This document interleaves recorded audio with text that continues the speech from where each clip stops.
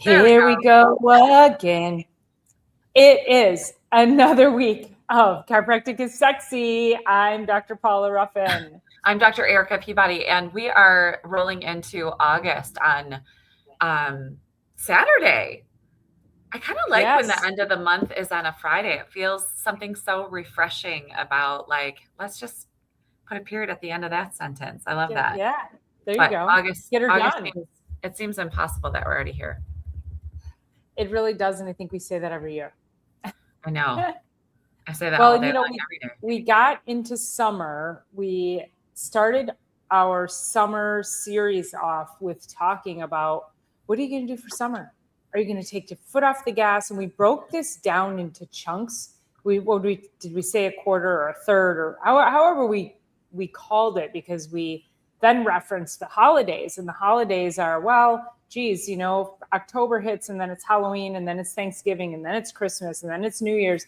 And you have just blown 3 to 4 months of your health on holidays saying, hey, I'll just start over at the beginning of the year. Mm-hmm. But then summer comes and it's like, oh, the kids are out of school. We're going on vacation. There's barbecues. There's parties. We're at the lake. We're at the boat. We're doing all these things. And once again, you are derailing. So people are literally living 6 to 9 months of their lives in this like wonky derailed phase.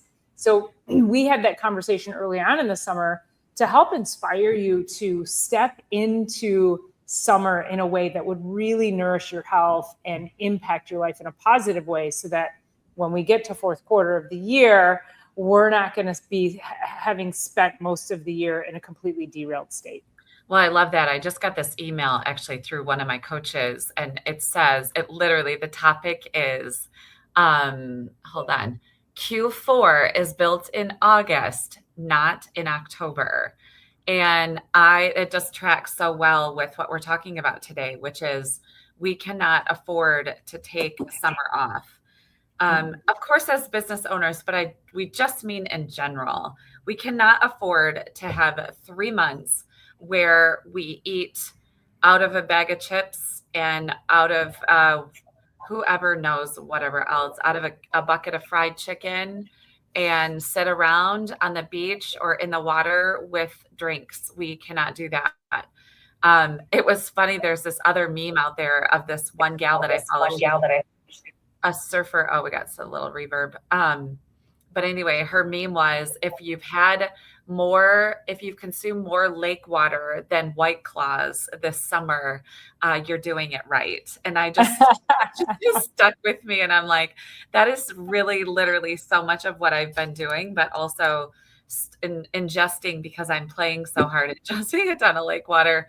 But yeah, it's so lake water, keeping your foot on the gas pedal when it comes to your health, making sure that you can start the school year off well in wellness and well-being, and keep yourself well, as everybody around you will start dropping like flies second and third week into school. And then looking at the season ahead, where are you going to be? Yeah. And this definitely translates into your families too, because again, we've got the kids are out and about, and we hope they're not home sitting on screens, but the kids are out and about having fun, playing. Our kids are not getting the exercise they should be. And I'm going to tell you why. I have no scientific fact other than my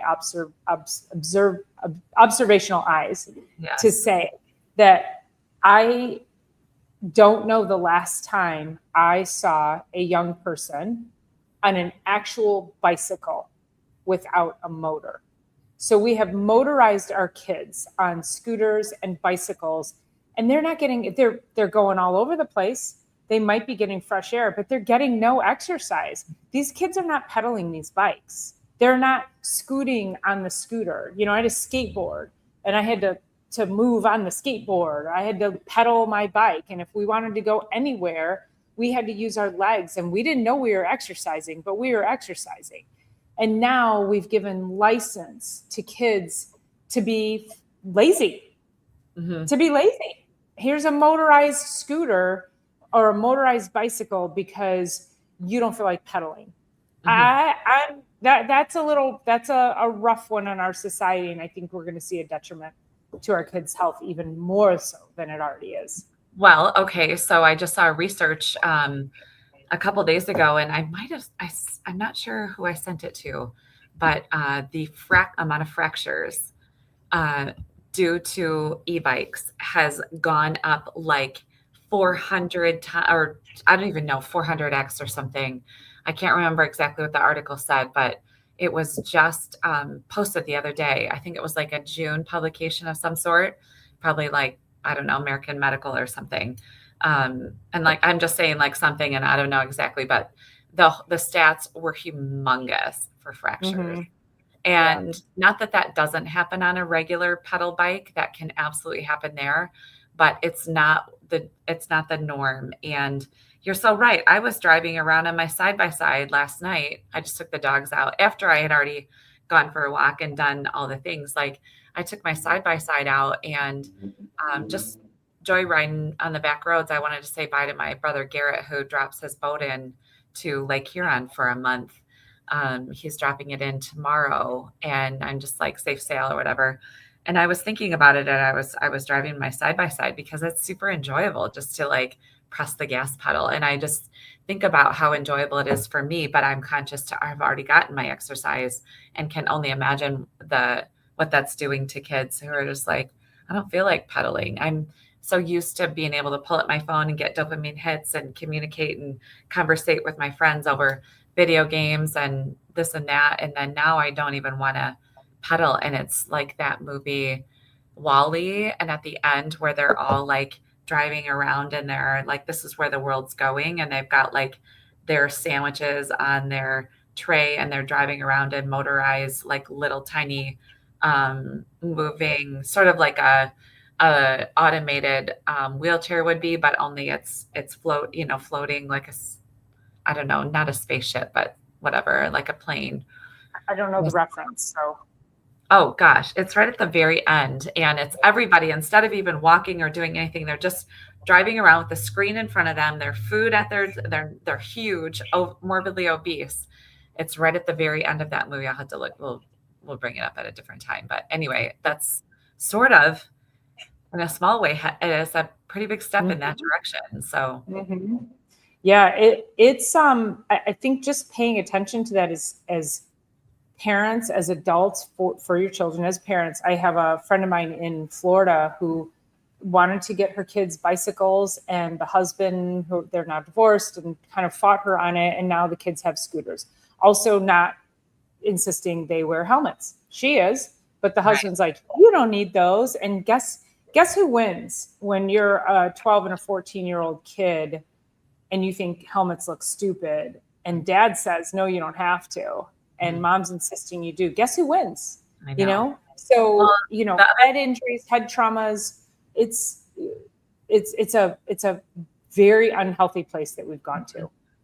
Are they motorized scooters or regular scooters? What is it? Oh, no, they're motorized. No, they're motorized scooters. If it's got a motor, one of the patients brought up to me yesterday, if it's got a motor, you should actually have you shouldn't just have the bicycle helmet. You need a jaw protecting, like a full motorcycle helmet for anything that's got a motor, especially e-bikes. But it's so interesting. It's like we just have to do everything that we can every single day to move our bodies and eat well and drink the water and prioritize rest and, of course, get adjusted and all the things we always talk about. But where are you with your health right now? And do for your kids. Yeah, and do for your kids. And also have you earned the opportunity to get on the side-by-side? Yes, of course you have. Yes. You've gone out and done all the things. Mm-hmm. Have you earned the opportunity to have a cookie at a barbecue?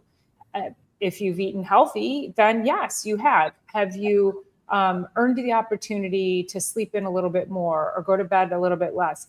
Yes, if your sleep has been on track.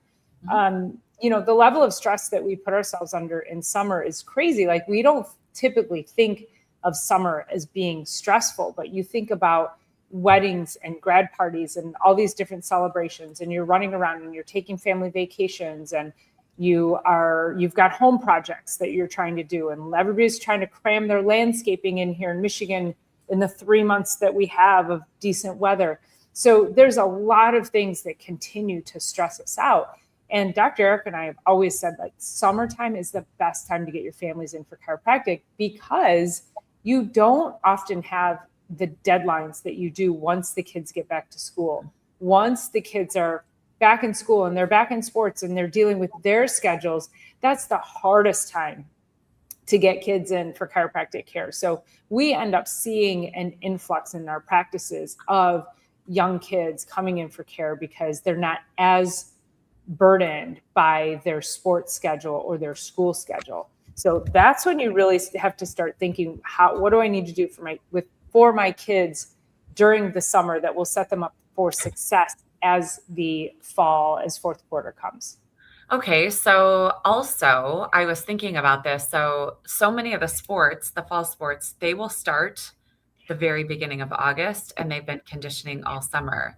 So the very beginning of August, which is 2 days away, is such a time for that frenzied energy because schedules have been more lax, all the things. And so now we have to get back into some sort of routine. The schools aren't going back for a couple more weeks locally anyway, but it's that frenzied energy from going from not paying that close attention to eat well, move well, think well, make your priority, make sure you're staying on a schedule of something, to then figuring out how to get back on the schedule.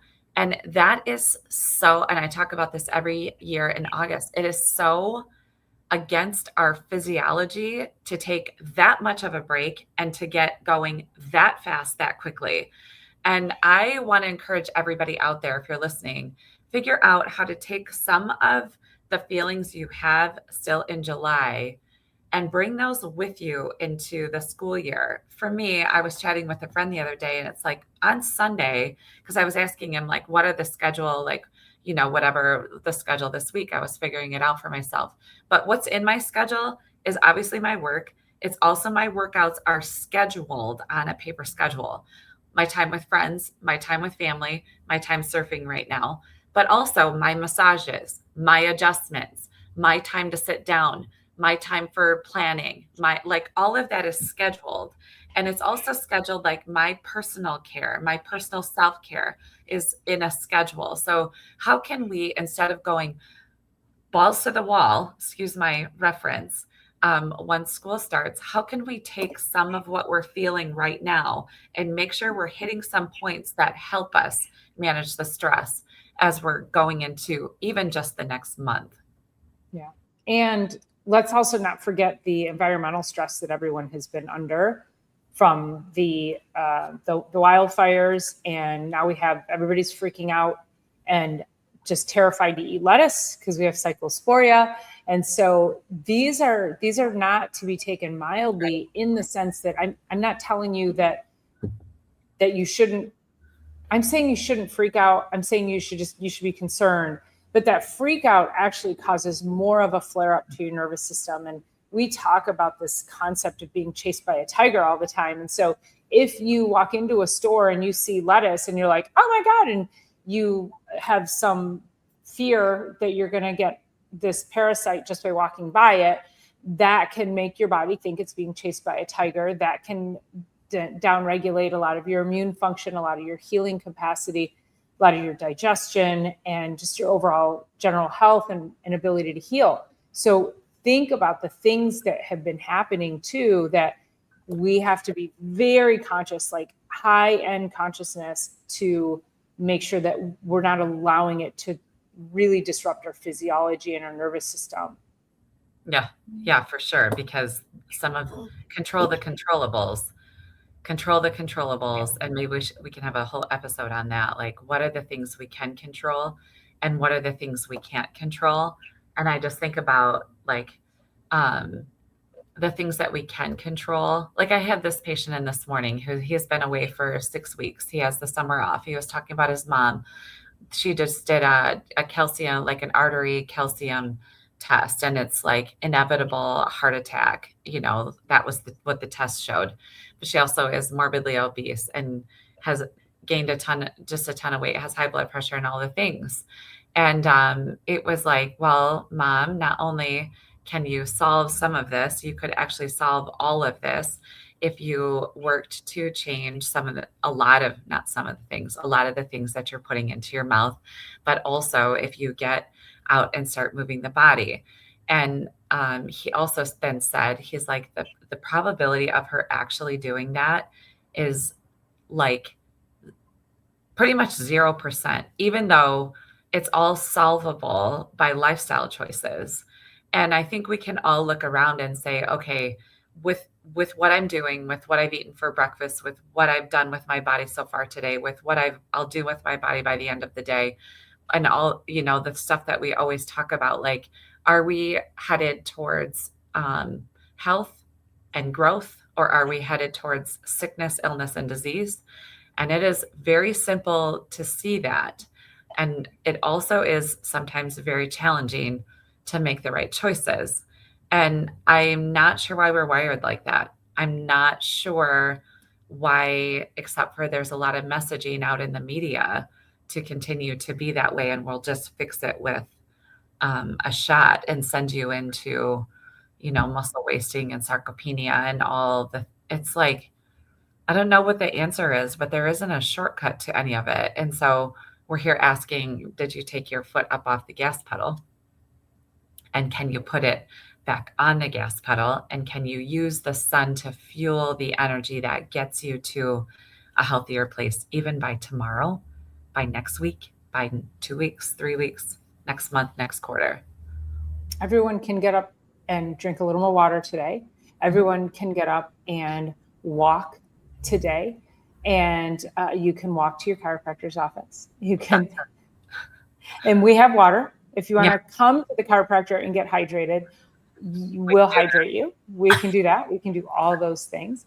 And of course, the number one thing you should be doing for your health is hitting the like and the subscribe button and make sure you're sharing this out. That actually gets you healthier just by doing that. Yes. No, that is the number one thing. That is the only thing we will say over and above chiropractic care that will help your health more than chiropractic care will. And yeah, you talk about drinking just a little more water than you would have maybe yesterday or what you're planning on today, but also just take like a lot more deep breaths today. Take a lot more oxygen in the body. I was listening to a friend of mine. She shared this most brilliant visualization the other day, and she was saying, when you go on vacation, and summer's a little like this, so let's just say summer vacation, or you leave and your view of your world, like you've got some cool views to look at, you're in a new spot and your eyes open bigger and your vision of your surroundings is expanded, more of like this wide range vision rather than I've got to do my laundry, I got to do this, I got to take care of the kids and blah, blah, blah. And then you drive your mundane route into the office that you're so used to. She was like, what this does to your nervous system to take and borrow the eyes of somebody visiting you and your life for the first time. Borrow those eyes and look out at the world in that way, where you're seeing the downtown of the sweet little town for the very first time. You can actually change your physiology just by looking at your trip into work, like this beautiful office that I'm in. I look at this for the very first time. That's why I love giving a tour. Like I want to be there when somebody sees it for the very first time. But if we just take our mundane world and look out at it as though we've borrowed the eyes of someone who's seen it for the very first time, we can upgrade our health and downgrade our nervous system, downregulate, I shouldn't say downgrade, downregulate, which is truly an upgrade, and get back in the wonder and awe that keeps us really healthy. Well, you mentioned the word mundane, and I think that's what it comes down to is we get head down every day and we just go, go, go. And a lot of people, for them, it's the grind. Mm-hmm. And I think that's a really great point, is to pick your head up and look at your life, drive a different way to work, go somewhere else for lunch, get out of your office, take a different route on your walk. If you always, like I go to a field behind my office to walk the dog at lunchtime, and most of the time I walk in a clockwise direction, and every once in a while I'm like, what am I doing? And I walk counterclockwise, and I see new trees and shrubbery and vegetation that I haven't seen before. So it's a really great point to make sure that you are keeping yourself out of the mundane.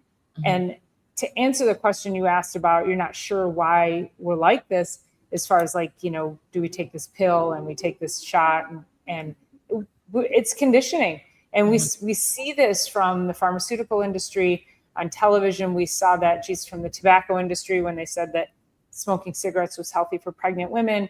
So this has been going on for so long, this conditioning of whatever the dollars of the company, how much they have and how much they want you to consume their product, they will be the driving force. And so I was telling a couple of people this morning, I have a woman that came in, she had gotten she was having some neck pain, but she was having some really bad arm pain and numbness and tingling in her arm.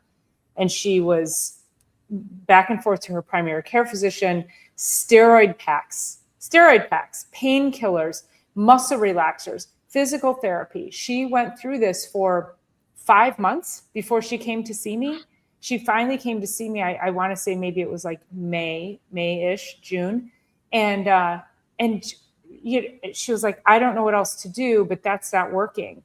And you would think after 5 months, if your doctor is giving you steroid pack after steroid pack, and that it would tell you if it worked, and I'm air quoting worked, if the steroids worked, that means there was a heavy inflammatory component, but they weren't working. Mm-hmm. So she comes to me, I start getting her adjusted, and she was in this morning, and she said, oh my God, thank you so much for fixing me. And I have to remind people that I'm not fixing you. I am simply giving your body the power it needed to heal itself. Mm-hmm. And that is the beauty of it. And I also I had a house full this morning, and I said, thank you for trusting the process, because right. I sell the intangible. We sell the intangible, like, are you going to get better? Yeah, probably. But you have to trust the process and what we're telling you. So I had several people in here. They were like, yep. Like everybody was in agreement. And I just thanked everybody just for trusting that it's the intangible and you stepped into the right place. Yeah, no, it's so true. And healing is always retrospective, right? So especially as you start chiropractic care and you change some lifestyle choices that you're making, it's not like taking a medication and feeling well right away. Your body has gotten yourself into this place where it's got enough torque and tension that it started to shut that area down, lock it into torsion, and then lay down scar tissue because it's not safe. That's what we do when we're trying to heal. We lay down a bunch of scar tissue. The scar tissue is in all different kinds of directions. The segments of the spine get locked in. And so we've got to do repeat, because we've got to get these on repeat to line back up. With one adjustment, yes, it's awesome. Things get well. But it's multiple adjustments that start to get things really lined back up. And when those tissues line back up, you start to have more flexibility than when they were like this. And then from there, they start to move again. We start to get range of motion again, decrease inflammation, increase signaling. This woman was in this morning and she said, every time I leave here, I feel so beat up for about 2 days. But she's also been dealing with an ailing husband of 51 years, an ailing husband who was an extreme diabetic. And she was like, I tried to tell him, I don't want to have to take care of you later in life because you've gotten yourself in with lifestyle choices. And so that's exactly what happened. She's like, I've always was kind. It was so hard to say, see, I told you so. He ended up with amputation, all kinds of things due to diabetes. She worked with him and tended to him. But through that time, that feeling of like, I told you so, and then the lifting, the bending, doing all the things for him, she's telling me now after 4 visits, I said, I understand you feel really beat up. Your body's really open to what we're doing. Just know that this has been building and building and building over who knows how many years.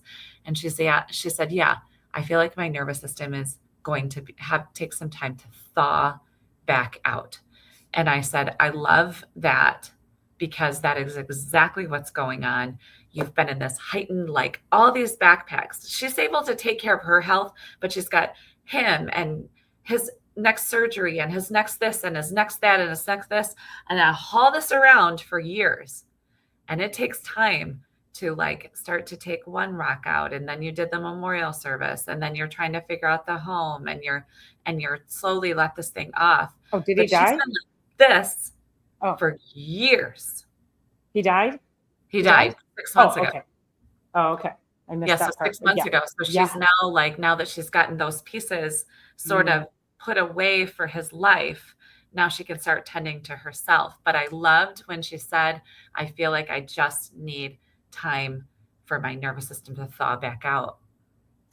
It's such a great point, because so many people think that once that event, once the stressful thing is over, their stress is gone, not recognizing that those years of, which God bless her for recognizing it, but so many people don't, where they spend years in fight or flight. And then let's say it's a bad marriage and it's 20 years and they get divorced, and now they're divorced and they're like, oh, I'm all good. Well, you got 20 years of trauma in your tissues and your nervous system to try to unwind, to unravel and loosen up. And, we feel that when we put our hands on people, we feel the binding. And it does feel like tight, tense muscles. It definitely does. But there's an energetic feeling too, that I think we feel, that it's like, ooh, this isn't, there's a resiliency to a healthy muscle, but then there's a certain feel and just if I could say vibration to, there's an energy that comes off of muscles that have been traumatized through something emotional. It could be a physical trauma, but usually it's the emotional trauma, when you feel that, muscles should glide like this, right? It should glide back and forth. But when you put your hand on somebody, you can't get a muscle to glide. In my opinion, it's usually an emotional trauma. What do you find? Yeah, oh yeah, for sure. That, and also like the chemistry, because of the emotion, leads to maybe even like stress eating or emotional eating, which is junk. So then you add this like inability to move, and then you set small bonfires in because of the choices that you've made with your things you're putting in your body. The one thing about this particular woman is that she has tended to her health really well.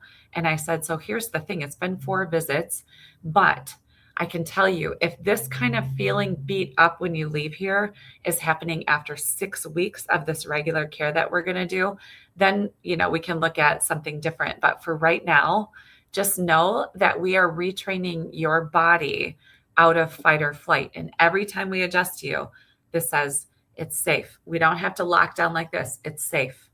It's safe. It's safe. And then we start to have some more flexibility in the tissues. So yes, so much is held emotionally. And I just think about tending to somebody who would be ailing, knock on wood that I don't have any of that going on in and around in my world. But if I do, cross that bridge when I get there. But I just think about going to those appointments, and everybody's been sitting in a doctor's office. You're sitting for far too long. The anxiety is building. It's been building for weeks since you made the appointment or whatever it is, knowing that there's something really wrong. And then they open that door and they give you something horrendous, a diagnosis to deal with. That in and of itself just is like 2 more rocks in the backpack. Put a big cinder block right in that backpack. And that fight or flight, and we all know this, nerves that wire together, fire together, wire together. So you've got enough of that, nerves firing together constantly in fight or flight. That's going to be your standard operating mode. It's going to be your standard operating mode. So like, what's around this corner? And when I wake up, is he going to be okay? And what, like, oh my gosh, I heard it. Like, it's all just redlining.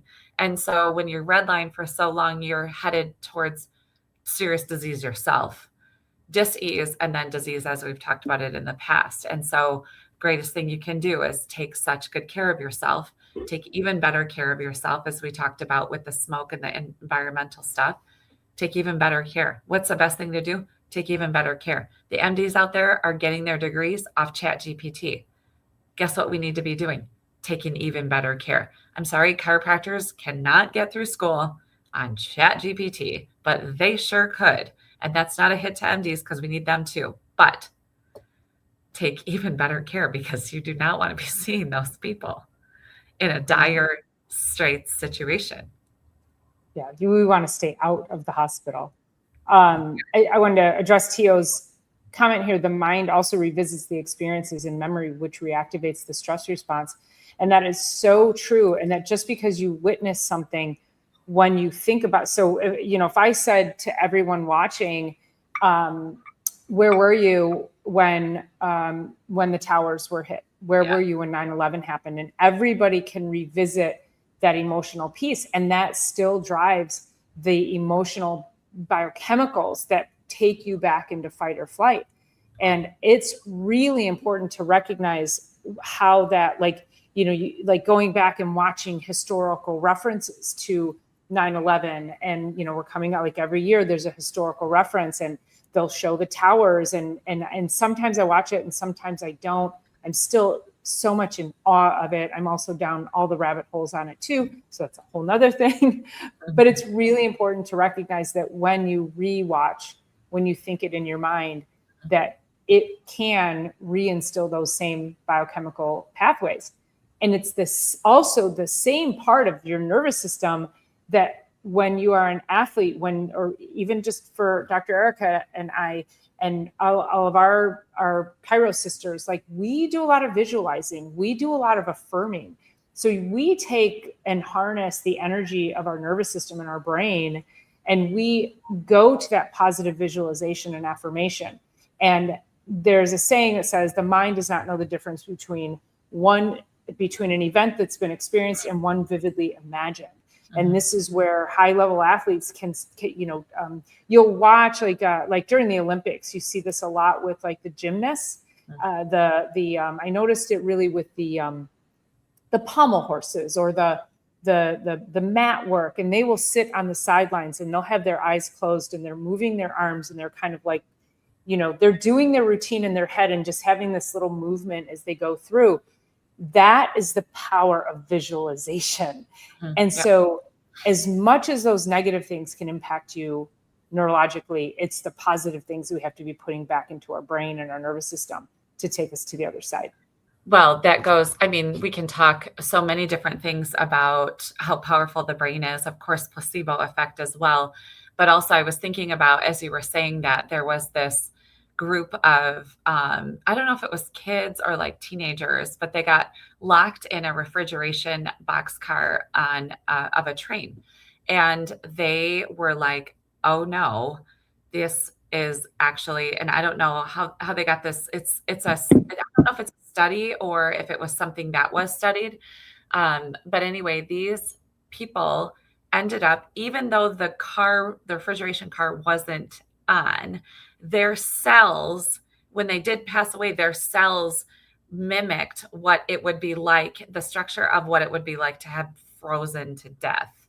And that's just how powerful the mind is and can be. And if we can start to use that in our advantage, it's instead of our disadvantage. And for survival mode, we're all wired for survival. So it's often like there's a negative bias there. But like Dr. Paula was saying, like that fight or flight mode that we get in, we've said this in the past too. It's like we needed that to run from predators.